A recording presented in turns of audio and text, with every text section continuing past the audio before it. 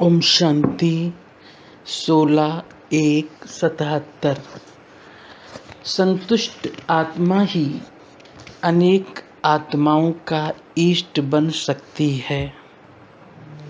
सर्व शक्तियों से संपन्न श्रेष्ठ कर्म सिखलाने वाले, नज़र से निहाल करने वाले शिव बाबा बोले, वरदाता बाप द्वारा सर्व वरदानों को प्राप्त करते हुए बाप समान वरदानी मूर्त बने हो। एक है ज्ञान रत्नों का महादान, दूसरा है कमजोर आत्माओं प्रति अपने शुद्ध संकल्प व शुभ भावना द्वारा सर्वशक्तिवान से प्राप्त हुई शक्तियों का वरदान। ज्ञान धन दान देने से आत्मा स्वयं भी ज्ञान स्वरूप बन जाती है, लेकिन जो कमजोर आत्माएं ज्ञान को धारण नहीं कर सकती, ज्ञानी तू आत्मा नहीं बन सकती, स्वयं के पुरुषार्थ द्वारा श्रेष्ठ प्रारब्ध नहीं बना सकती, ऐसी सिर्फ स्नेह, सहयोग, संपर्क भावना में रहने वाली आत्माएं आप वरदानी मूर्तों द्वारा वरदान के रूप में कोई न कोई विशेष शक्ति प्राप्त कर थोड़ी सी प्राप्ति में भी अपने को भाग्यशाली अनुभव करेंगी, जिसको प्रजापद की प्राप्ति करने वाली आत्माएं कहेंगे। ऐसी आत्माएं डायरेक्ट योग द्वारा व स्वयं की सर्व धारणाओं द्वारा बाप दादा द्वारा सर्व शक्तियों को प्राप्त नहीं कर पाती, लेकिन प्राप्त की हुई आत्माओं द्वारा आत्माओं के सहयोग से कुछ न कुछ वरदान प्राप्त कर लेती हैं। शक्तियों को विशेष रूप में वरदानी कह पुकारते हैं, तो अभी अंत के समय में महादानी से ज़्यादा वरदानी रूप की सेवा होगी। स्वयं की अंतिम स्टेज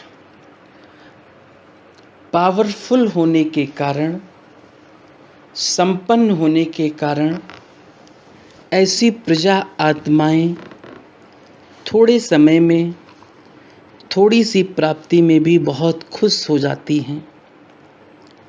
स्वयं की संतुष्ट स्थिति होने के कारण वे आत्माएं भी जल्दी संतुष्ट हो जाती हैं और खुश होकर बार बार महान आत्माओं के गुण गाएंगी। कमाल है, यही आवाज़ चारों ओर अनेक आत्माओं के मुख से निकलेगा। बाप का शुक्रिया और निमित्त बनी हुई आत्माओं का शुक्रिया, यही गीतों के रूप में चारों ओर गूंजेगा। प्राप्ति के आधार पर हर एक आत्मा अपने दिल से महिमा के फूलों की वर्षा करेगी। अब ऐसे वरदानी मूर्त बनने के लिए विशेष अटेंशन एक बात का रखना है, सदा स्वयं से और सर्व से संतुष्ट। संतुष्ट आत्मा ही अनेक आत्माओं का इष्ट बन सकती है व अष्ट देवता बन सकती है। सबसे बड़े ते बड़ा गुण कहो या दान कहो या विशेषता कहो या श्रेष्ठता कहो, वो संतुष्टता ही है। संतुष्ट आत्मा ही प्रभु प्रिय, लोक प्रिय और स्वयं प्रिय होती है। संतुष्ट आत्मा की परख इन तीनों बातों से होती है। ऐसी संतुष्ट आत्मा ही वरदानी रूप में प्रसिद्ध होगी। तो अपने को चेक करो कि कहाँ तक संतुष्ट आत्मा सो वरदानी आत्मा बने हैं। समझा? अच्छा, ऐसे विश्व कल्याणकारी महावरदानी एक सेकंड के संकल्प द्वारा अनुभव कराने वाले सर्व शक्तियों का प्रसाद तड़पती हुई आत्माओं को दे प्रसन्न करने वाले ऐसे साक्षात्कार मूर्त, दर्शनीय मूर्त, संपन्न और समान मूर्त, सर्व की श्रेष्ठ भावनाएं, श्रेष्ठ कामनाएं पूर्ण करने वाली आत्माओं को बाप दादा का याद, प्यार और नमस्ते। सब टीचर्स के साथ, सभी टीचर्स अपने को जैसे बाप विश्व शिक्षक है, वैसे स्वयं को भी विश्व के निमित्त शिक्षक समझती हो अथवा हद के। टीचर्स के प्रति विशेष पुरुषार्थ का स्लोगन कौन सा है? हर सेकंड मन, वाणी और कर्म तीनों द्वारा साथ साथ सर्विस करेंगे, अर्थात एक सेकंड में व हर सेकंड में तीनों रूपों की सेवा में उपस्थित रहेंगे। जब टीचर्स इस स्लोगन को सदा प्रैक्टिकल में लाएं, तभी विश्व कल्याण कर सकेंगे।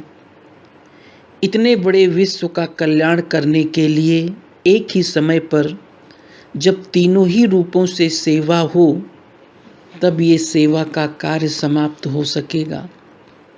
वाणी द्वारा व मनसा द्वारा अलग अलग समय नहीं, एक ही समय तीनों रूपों से सेवा करने वाले विश्व कल्याणकारी बन सकेंगे। तो ये चेक करो, हर समय तीनों ही रूपों से सेवा होती है। बाप के साथ तीन संबंध हैं, बाप, शिक्षक और सतगुरु के स्वरूप से सेवा करते हैं।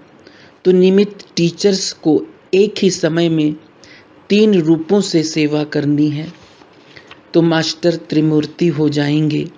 समझा? जितना जितना टीचर्स शक्ति संपन्न बनेंगी, उतना ही सर्व आत्माओं के प्रति निमित्त बन सकेंगी।